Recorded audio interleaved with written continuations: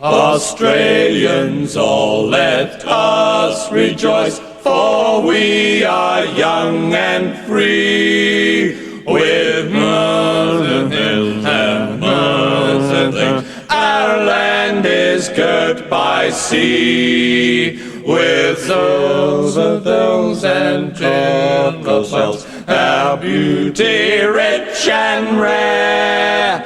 With lots of things and kangaroos, advance Australia fair. With miles and miles of fencing wire, advance Australia fair.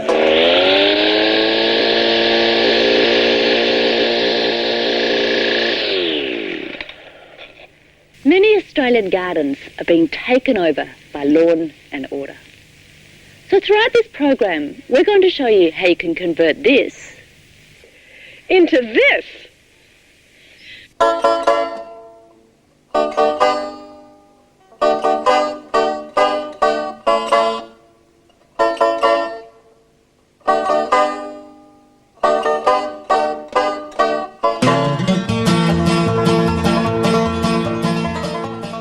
Whilst your neighbors slave away with their new acreage meditation, lawn mowing,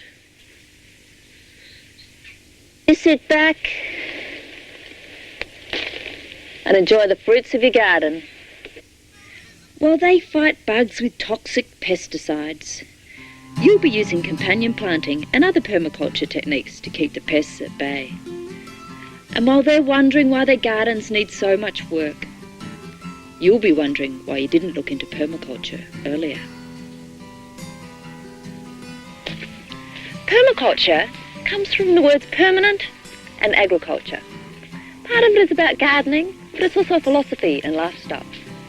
It focuses on creating a more sustainable way of life. as the Earth's resources are running out, permaculture gives us a simple way in which we can create a garden. It's not polluting, it provides for its own needs, and it works with the natural qualities of animals and plants and structures on the landscape so that they work together in harmony. Permaculture not only avoids wasting resources, but it actually works with nature to create more. More soil, more food, more water, fuel, and wildlife. By the end of this program, you'll be able to develop your own permaculture garden, an abundant oasis, with maybe an added herb spiral, a pond, a worm farm, or even a chicken tractor. The backbone of permaculture is design. By carefully designing your garden, you can have year-round food. Design copies the most efficient system there is, nature. You can learn a lot by actually watching how this fountain of life works. Bill Mollison, one of the founders of permaculture, suggests we work with nature rather than against it. Should we start? Ready? Aim. Garden!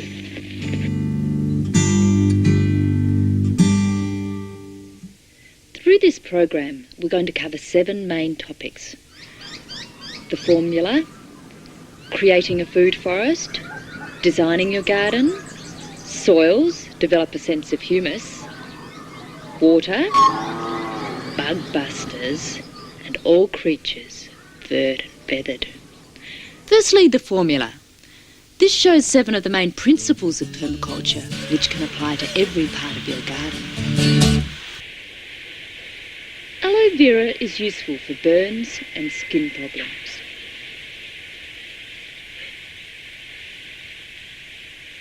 Aloe vera? I use herbs like aloe vera, parsley, basil and lemongrass up to 3 times a day. That's 1,095 times a year. To save walking, I keep them as close to the house as possible. This is what I call my Zone 1.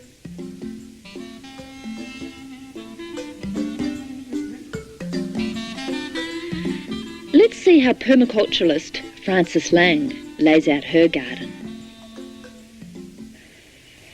We drink a fair bit of herb tea, so I like to keep the plants for herb teas and the herbs that we use in cooking as close to the house as possible. And then things that we cut every night for a salad, like the lettuces, are in close to the house. And the more long-term things like the pumpkins that you really only need to get to once or twice a season to harvest, they're a lot further away. So the garden's laid out to make what you need most often most accessible. With the pumpkins in Zone 2 include veggies such as rhubarb and asparagus, animals like chickens and ducks, small fruit trees, a pond and small native plants.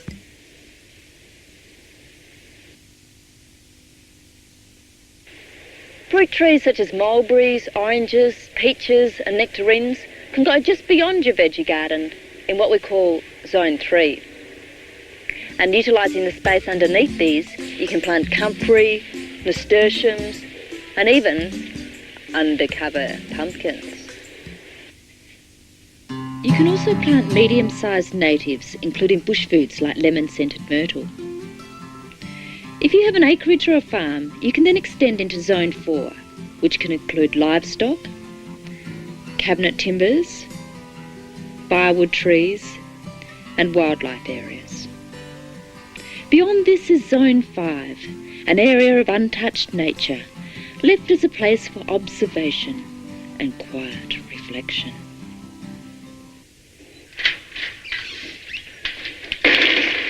Okay, that's enough quietude. Let's start Zone 1, the very beginning outside the kitchen door. Let's build a herbs bar.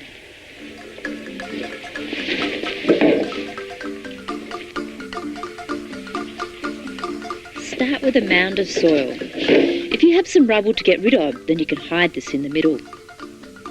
Place your largest rocks or logs at the bottom and spiral them up around the mound all the way to the top.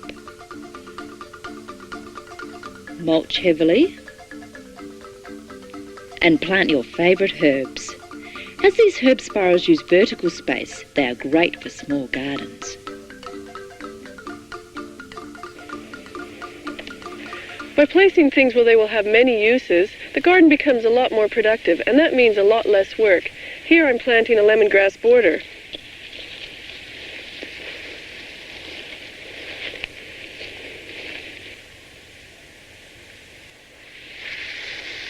This fully established lemongrass border will have many uses. It acts as a short windbreak for the garden, it's a great mulch source, and it keeps out invasive grass. It also has great shoots for cooking. Makes a hulu skirt. And a great cup of tea.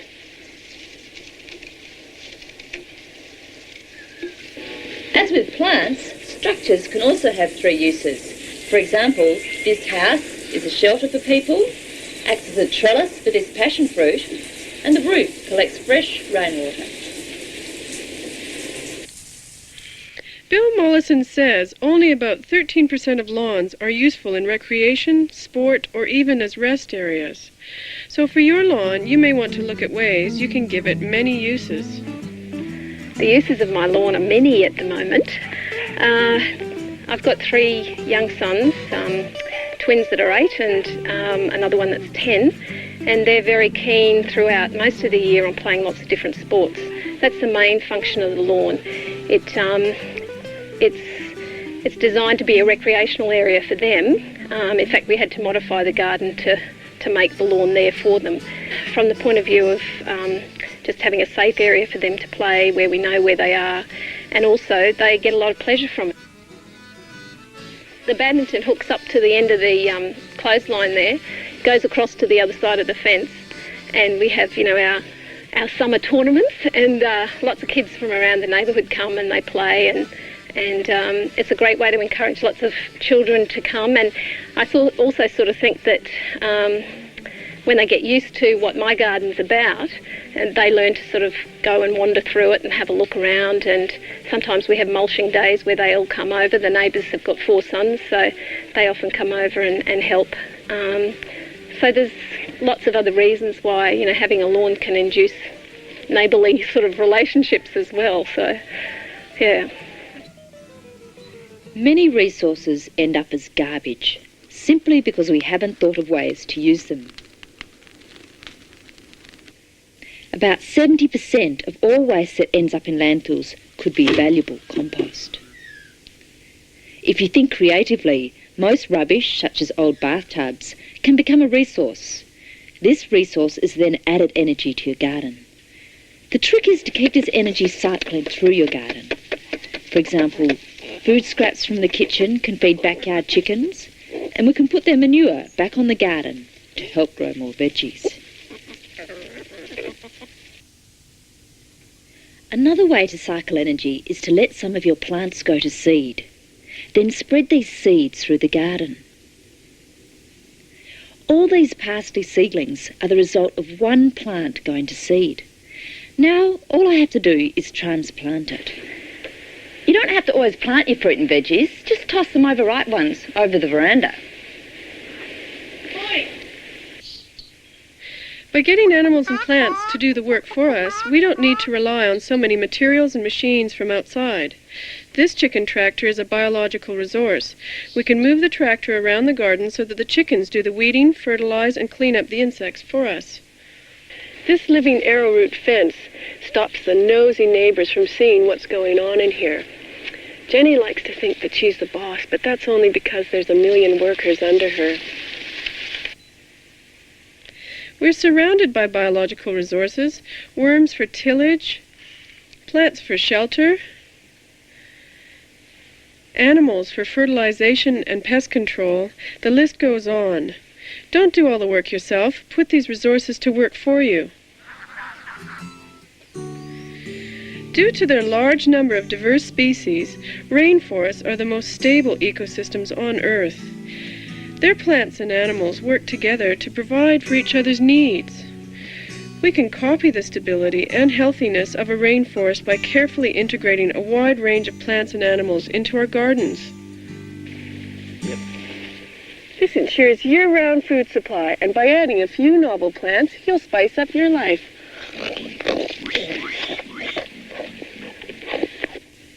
Like pieces of a puzzle, good design ensures that all parts of the garden fit together. If you had ducks, fruit trees and a pond, think how they could be related to each other. Firstly, the ducks could be throughout the fruit trees where they keep the ground cover down, as well as eating the insects. The ducks could also live around the pond, where they would be adding nutrient to the water. This could then flow downhill to fertilise the fruit trees. If your neighbors have suddenly taken all of your afternoon sun, try to make the most of this problem. To do this, focus on solutions. This is a great opportunity to grow plants that enjoy some shade.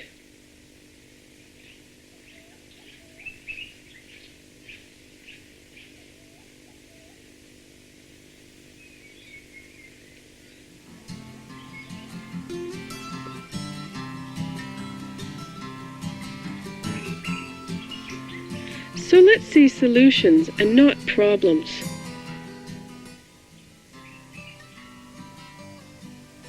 Instead of looking at this damp, boggy spot as a problem area, build a pond there or grow water-loving plants. Old fences can become trellises for climbing plants like choco. And if you're really brave, you can apply this principle to every part of your life. We've just seen the formula, which is the basic principles of permaculture. Now we'll look at ways to create and design a permaculture garden. You'll need to adapt the species to suit the climate you live in.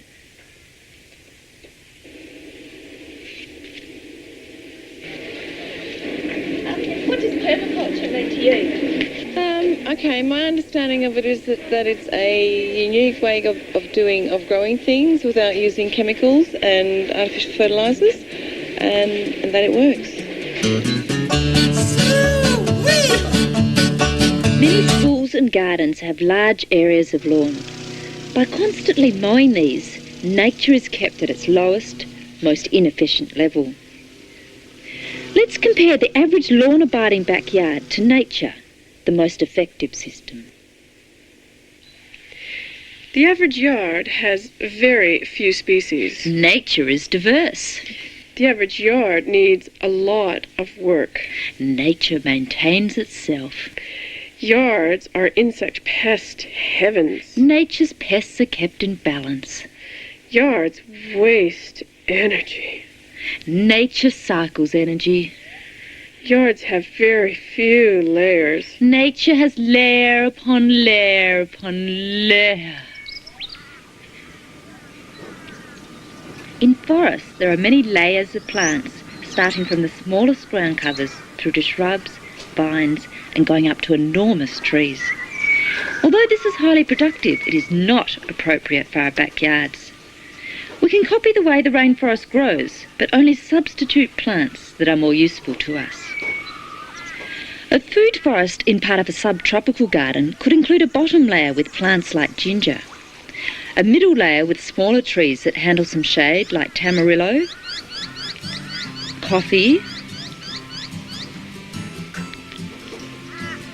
chilies and pawpaw.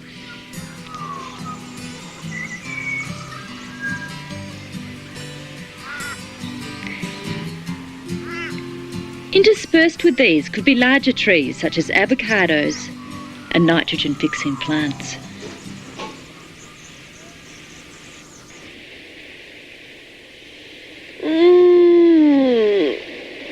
I wonder what the neighbours are up to. Oh, yes. 7:30 Sunday morning, and he's mowing the lawn. Oh my God. I remember that mowing nightmare. It was like painting the Sydney Harbour Bridge. You finally finish, and it's time to start all over again. I plant heaps of ground covers now instead. I wonder what he's up to now. The lawnmower's just stopped by the looks of it. Pesticides. Oh. He's spraying pesticides. Oh. I've got heaps less pests now. Do you know what I do? What? Put a lot of scented herbs through my garden, like rosemary, lavender. That's what companion planting is, isn't it? When some plants make good neighbours and they just like to live next door to each other, like basil and tomato and roses and garlic. Mm-hmm. You know, I think he's just got 8 rows of spinach this year. That's where all my grasshoppers have gone. Do you know, I plant about 120 different species in my garden. So that the pests are going for one particular type of veggie, and they just get totally confused. That's Confucianism, isn't it? The theory espoused by the ancient Chinese philosopher Confuse us? But there is order to this chaos. Let's go and look at a guild. Okay. A guild is like a small part of a forest. It is an association of plants and animals, or just plants that are working together.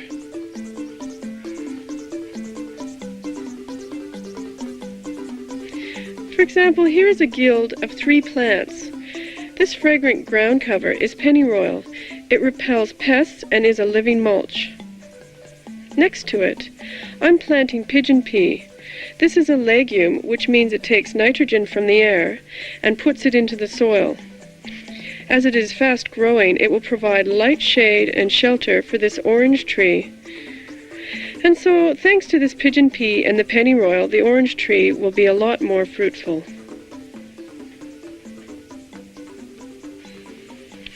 This guild of corn, beans, and squash was used by the ancient Aztecs. The beans fix nitrogen for the corn and the squash. They then can use the corn to climb up, and the squash is a ground cover. In this way, we can produce 3 crops from an area that would normally only produce 1. Many traditional people produce a lot of food using plant guilds and a diverse range of plant species.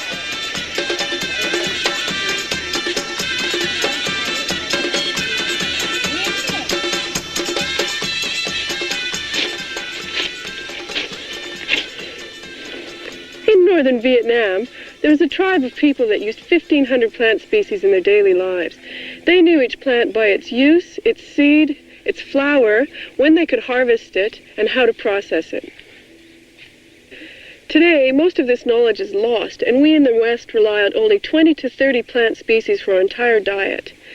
This is very difficult for us to get the nutrients and medicine that we need out of the food that we eat.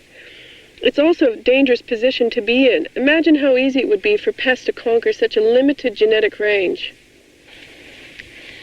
These are delicious homegrown tomatoes, loaded with vitamins. I often grow about 4 different types of tomatoes, so if the pesties get one, I know I've got 3 other varieties on hand. Compare these to this. A shop-bought, kind of yellow, kind of plastic tomato. Although it does have one function. It makes a great tennis ball. What does permaculture mean to you? How long were you up for that? Long as you want. Oh, look, I mean,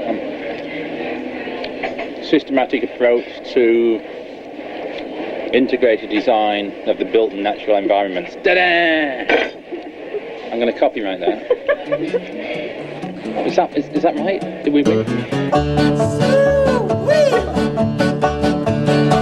Imagine building a house without first designing it.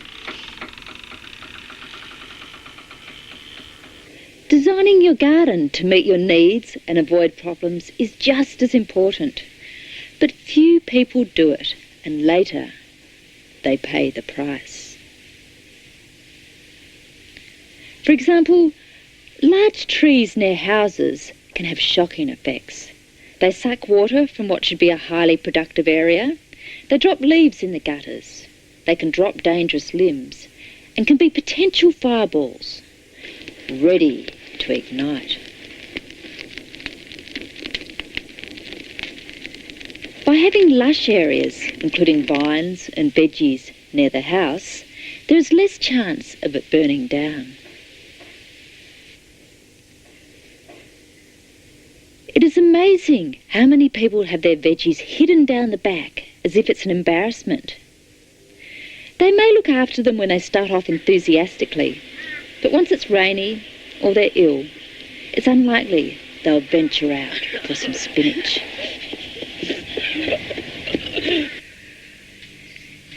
Designing and making veggie gardens can be fun, as you often have surprising results.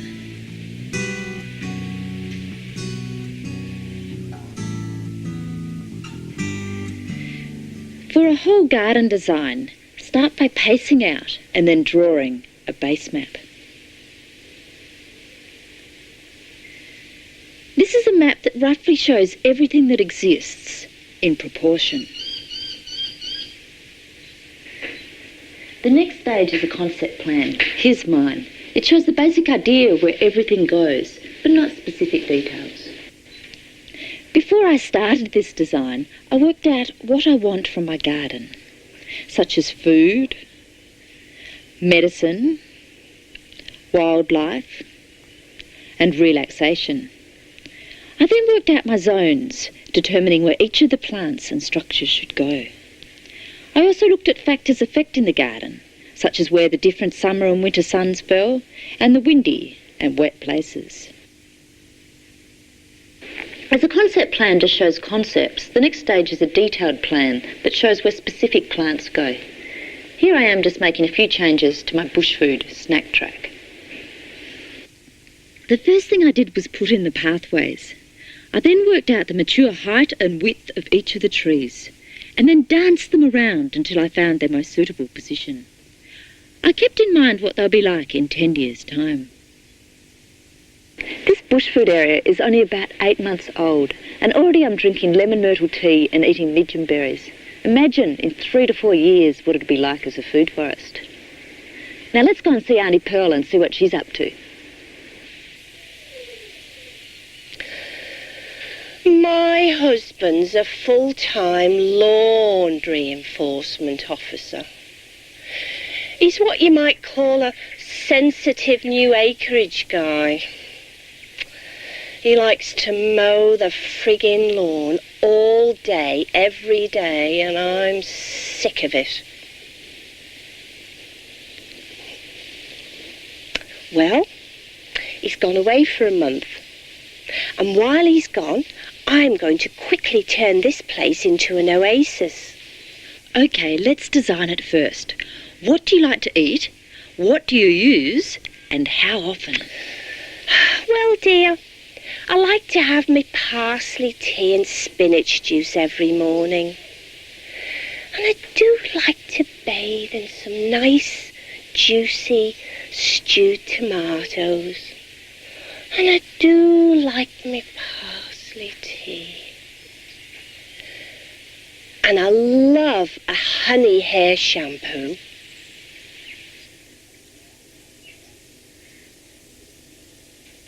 My neighbours are pretty snoopy. Okay, snoop barrier.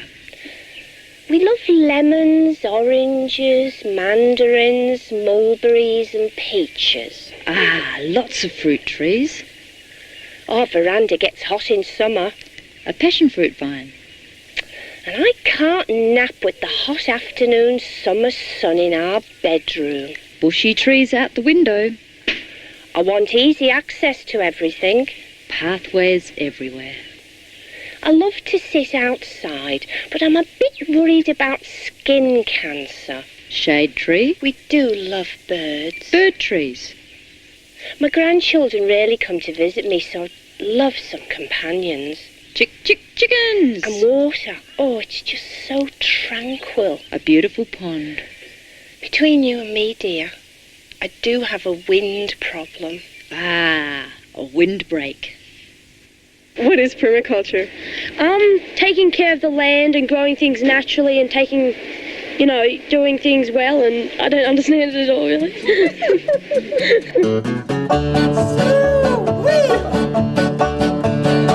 This soil has been used and abused and treated like dirt. Just look at it. It's barren, devoid of nutrients and lifeless. Even weeds will have a hard time getting to know it. A year ago, Peter and June's garden was an unproductive lawn. When we first moved in, the entire block was lawn, and it took us about 2 hours, the both of us, to mow the lawn. That's with my wife helping me. We decided to mulch the backyard. We then proceeded to purchase all the cardboard we could get around the area. Then we sheet mulched it. Probably about 2 months later we started planting. And now we have quite an abundant food supply. It's giving us all the salads we want, tomatoes and cucumbers, cauliflower and broccoli and all the good stuff, all totally organic. When we completed the backyard, I didn't really have any further requirement from a ride-on lawnmower, so we sold that, and with that money we bought a mulcher to supply us with sufficient chip for our paths and to assist us with keeping up the mulch to the garden. Yes, and if you can hear that mower in the background at the moment, it's a lady over the back, and she's got about 3 acres to mow. Time we spend in the garden, it may be the equivalent to mowing it, but it doesn't seem to be. It doesn't seem to be work. It's more pleasurable. A rich living soil is actually being created here due to the breakdown of organic matter. The answer to most soil problems is short for organic matter. Drainage in heavy clay soils will be improved by the addition of Sandy soils will retain more moisture and nutrients by adding Worms will cross neighborhood boundaries to reach Om is the answer to a poor soil's prayers. To increase the organic matter in your life, you can start by sheet mulching over some of your garden, and here's how.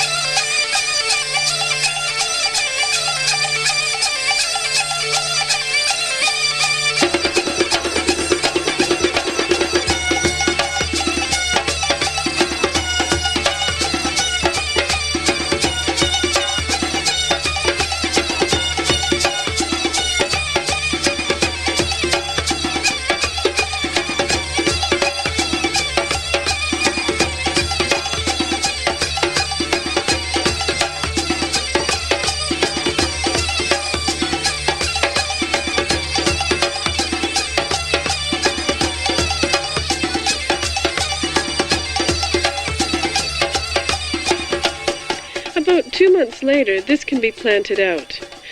Pull the mulch apart and place some soil in the hole. Then you can plant your favorite herbs and veggie seedlings, but in the first year, no root crops. Sheet mulch gardens are a great technique for planting over lawns or weedy areas.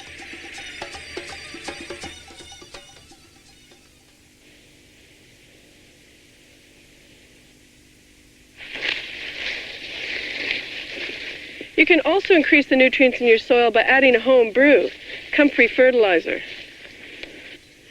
Comfrey is a difficult plant to get rid of, so make sure you plant it where you're happy to have it for life. Fill a bucket 3/4 full of comfrey leaves. Then add some water, fill it to the top.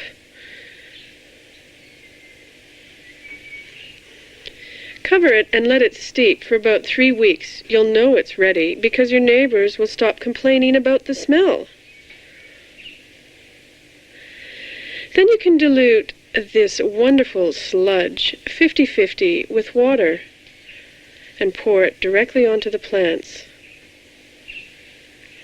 Comfrey leaves are so nutritious as its deep roots collect many nutrients from the soil. If you're after gold in the garden, why not start a worm farm? The worm's rich castings can be used to fertilize your plants and will attract your neighbor's lawn-avoiding worms.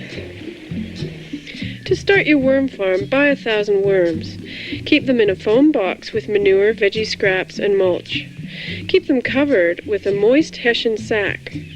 When your first box is full of worm manure, add a second holy box on top with just scraps and manure in it. The worms will gradually move up to the second box and make themselves at home. Soon, the bottom box, empty of worms and full of black gold, is ready to be mixed into pot plants or put onto the garden. Another way to make a rich soil is with a compost pile. They're easy to make, but people often get the recipe wrong. Like making a fruit cake, the greater the variety of tasty ingredients, the better it is. You need a large quantity of carbon-based materials such as straw, leaves, and sawdust. You can alternate these with high nitrogen materials such as veggie scraps and manure.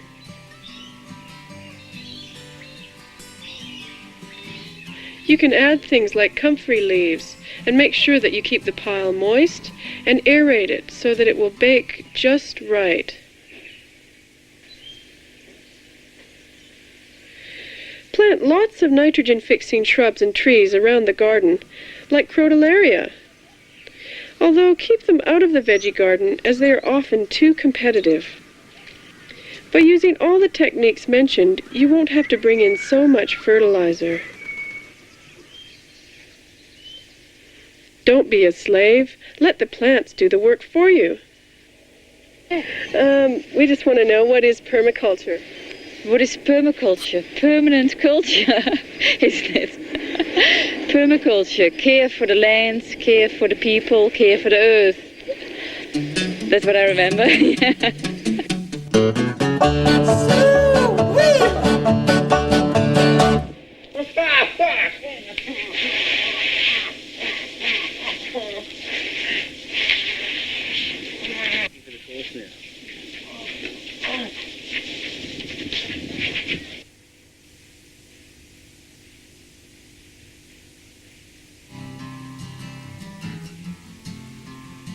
This litre of water costs more than a litre of petrol. In fact, it costs more than twice as much. Water is one of the most valuable resources we have, but yet so often we let it take the fast route from our garden out to sea. Let's look at ways that we can stop water escaping from your garden. About 80% of water used to actually run out of my garden, but now it's less than 20% due to a variety of techniques. One of these is a terrace. This terrace actually slopes backwards so that it collects water, and at the same time it slopes off to one side. So that means when there's a large rain, rather than creating a paddy, the water runs to the fruit trees and the fruit trees can use it. Slightly different to a terrace is a swale. Swales are ditches that run on a contour. They are used to catch water on hills so that it seeps through the soil rather than sheeting down the hill and being lost. Trees planted below a swale have a moister life.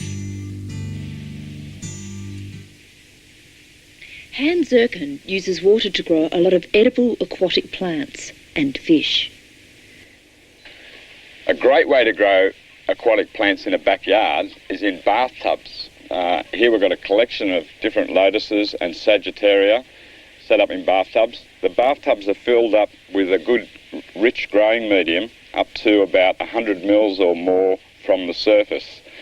They're readily available from second-hand building yards, or you can advertise for them in the paper. They're cheap, last a long time. This Chinese sagittaria forms these corms. Larger, more healthy plants early in the growing season will be bigger than this, but these can be cooked and eaten like potatoes or water chestnuts, and they're very popular with the Chinese. Okay, this is a seedling of the native variety of lotus that we collected in the Mary River. If I pull this up, you can see the fat rhizomes, although they're not as fat as what they could get. This is one of the parts of the lotus that can be eaten, but they need to be a bit bigger than this. This is a bathtub of water chestnuts which has gone into dormancy. These leaves were standing up about 1 metre tall, but the leaves die off in winter or in autumn, and then you've got the whole of winter to harvest the crop. You can just have a look here and see what...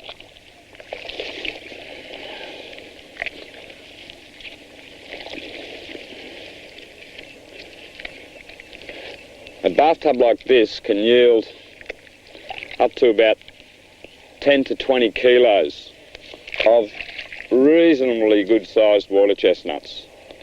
So it's not a bad solution for backyard production. And they taste great. This open-top tank we constructed by using a throwaway galvanised iron tank as formwork, and we often use this as our ensuite swimming pool to cool off in summer. But it also collects rainwater from the roof, and it can be used to freshen up fish that are caught in muddy dams to expel the muddy flavour. And of course it could also be used to raise crayfish or prawns or anything else. We also recycle this water through a drip feature in a pond. Every house should have one. At the moment we're using this to store a few fish that we haven't got around to doing anything else with. This is a little catfish that we're breeding in the dams at Crystal Waters. There's also an eel running around in here. Smoked eel, you ever tried it?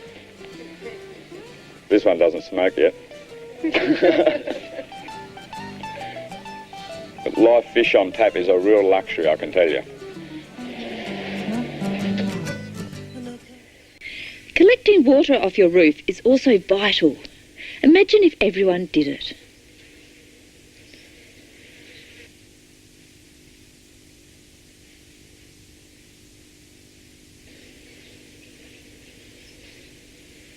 Plant a lot of natives in your garden, such as this midgeonberry.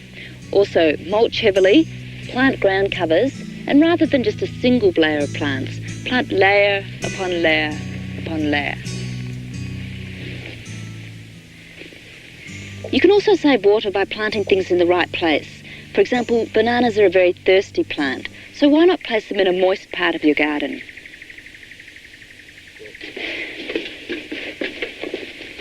Lavender likes it hot and dry, so here it is, directly facing the sun and under the roofline where it doesn't get much water.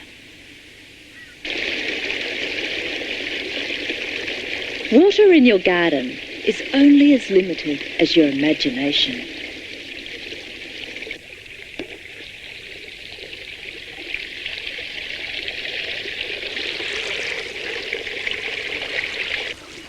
These ponds have been included in our landscaping primarily for their aesthetic value, and also to provide a microclimate, a cooler microclimate with the water near the house.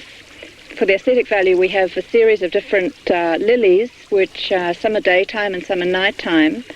The ponds are kept clean through a natural reed bed filtration system, and the water is pumped through the reed bed and up onto the top pond there, where it runs down through the flow form and oxygenates and energizes the water. We have small fish, we have rainbow and blue-eye Pacific, and as they establish themselves, we will be putting in larger fish, for example, silver perch. Oh, little guy. A small pond can change the feel of your place instantly. First, select a relatively flat piece of land. Dig a hole the size you want your pond. Put down newspaper about 10 layers thick and overlapping. This way the plastic is less likely to be punctured. Line it with a double layer of thick plastic, or better still, butyl rubber. You may want to put some rocks down the bottom to keep it in place. Put your beautiful rocks around the top edge. Now fill with water. Put in your favourite aquatic plants, covering less than half the pond. For example, water lilies, and submerged taro in a big pot. Kangkong can be planted around the edges. Create niches for the type of animals you want to attract, such as logs for frogs. If you are worried about mozzies, buy some small fish such as blue eyes to take care of them. In our next program, we'll look at ponds for the backyard adventurer.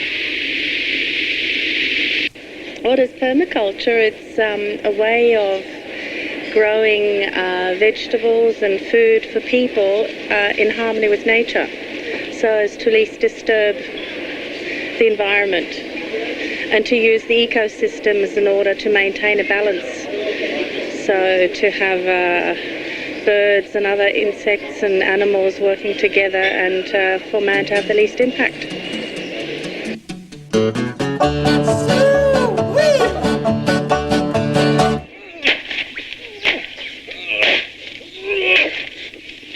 You don't need to wage war on pests. Instead, encourage beneficial predators such as birds, lizards, and frogs. This way, you can create a healthy balance. For example, this pond has been made to attract frogs with jumpways and safe hidey holes. For insects, long rows of one type of vegetable are an easy, free lunch. It would be like us eating our way down a supermarket aisle, with no cash register at the end. Insects partly detect veggies by their scent, so mix veggies up with smelly things, so their scent is hidden.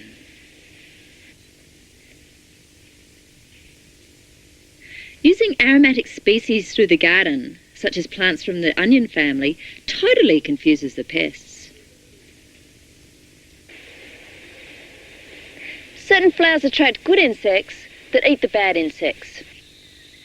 The readily available pollen and nectar in flowers with small florets attracts good insects, such as hoverflies, that then go on to eat harmful insects, such as aphids.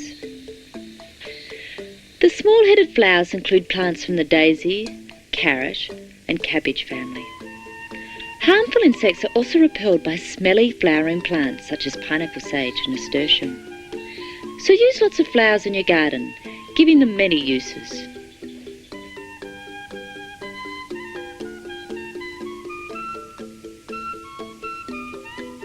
When humans don't get all the nutrients they need, they get sick, and the harmful bugs are on the sideline, ready to attack.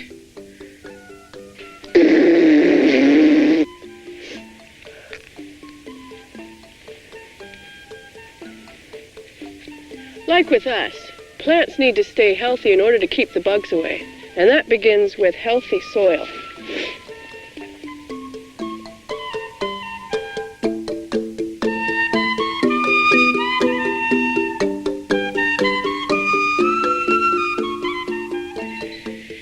and leave a bit to the magic of nature.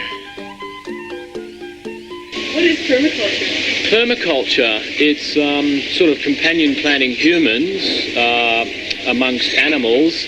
I suppose it's just showing that no one is totally dominant. We're all interdependent and we're all symbiotically poised in an equal relationship with each other. And it's also got to do with eating things you like. It's so yummy, you can taste it.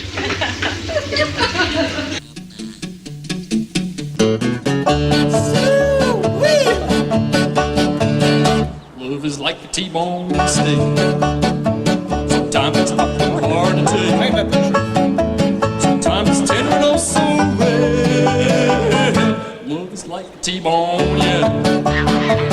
Love, love, love, love, love, love.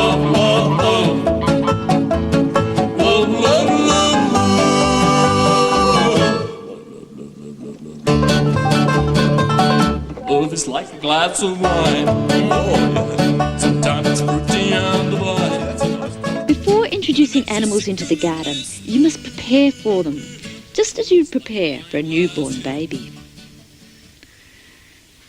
And so, Peter, what are some of the benefits you get from having animals in your garden? We've got 6 chooks, and they generally keep us supplied with sufficient eggs, and they also are our tractors for the garden, our fertilisers, our pest control, and we love them dearly. That sounds a bit foul, but we really do love them dearly.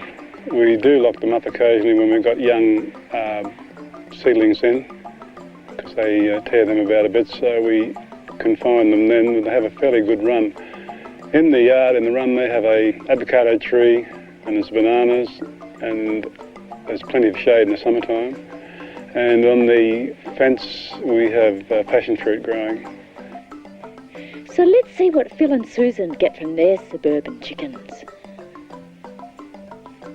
A lot of eggs, a lot of soil for the garden. That's the main material we use as fertilising the veggie patch is just soil that we dig out of the chook pen.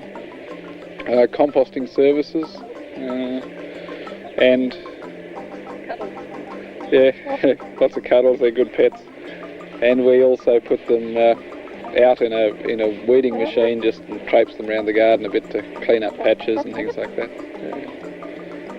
So, yeah. By studying the needs and the products of your animals and garden, the products from one can supply the needs of the other. This then determines how you design your animals to fit in your garden.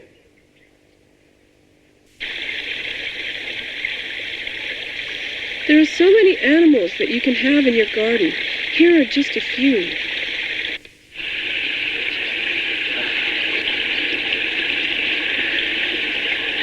This is our crayfish. It's about 8 months old, and Dad said it's ready to eat. I call this one Chris after my little brother. Hi guys. Okay. These birds are squab pigeons. We use them to breed for their meat, and we eat the offspring when they're about 12 weeks of age. At that time, the meat is quite tender. We let them out about once every week for a fly after they've stayed inside the cage for at least a month to start with. They only need some grain and some water to keep them happy, and they only take up a very small space in the backyard.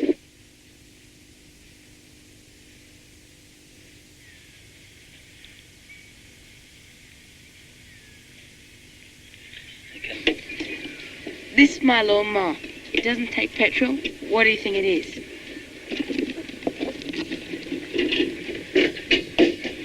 It's a guinea pig. What is permaculture? Permaculture is recycling. I'm going to get some tahini in my jar. No, I can't do this. Yes, brilliant. What is permaculture? Permaculture is my life.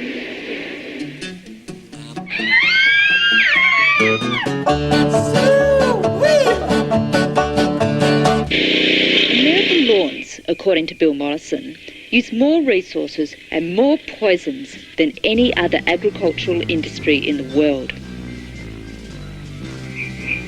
Imagine if we converted some of these lawns to food. We could feed millions. In the middle of an industrial estate, Phil and Susan have created a permaculture oasis. Well, wherever I lived, I've always put a garden in, and even in lots of rented houses, I've had some very complicated and interesting gardens. About 5 years ago, I suppose, moved here, and everything happened all at once almost. You know, we sort of made the vegetable beds, planted our fruit trees. It used to look a bit like next door, but that's a sort of flat mowed expanse. I think we scandalise the neighbours to a certain extent. Not that we care. And have this continual rolling meal some weekends where our friends just drop in and we just keep, you know, sort of harvesting the garden or tucking into the cheeses and the other stuff we bring in. And it's a good life. It's a good life. And that's it.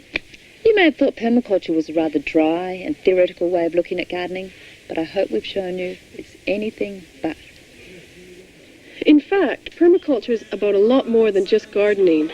It also includes communities, legal and economic systems, housing, appropriate technology, and it's a philosophy for life.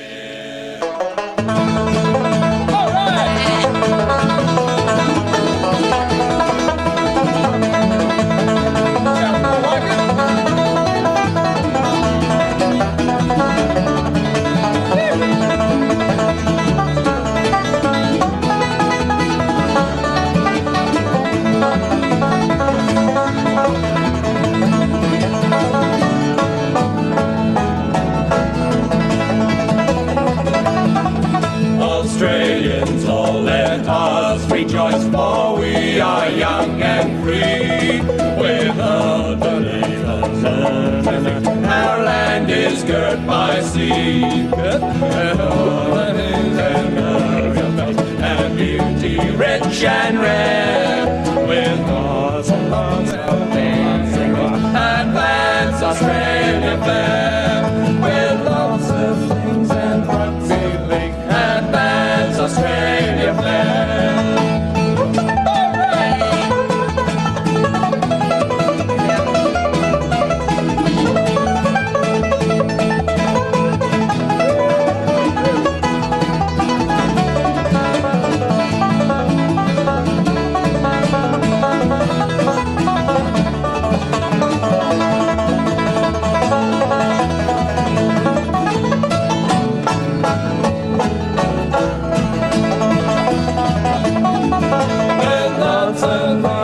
Fencing wires, advance Australia fair.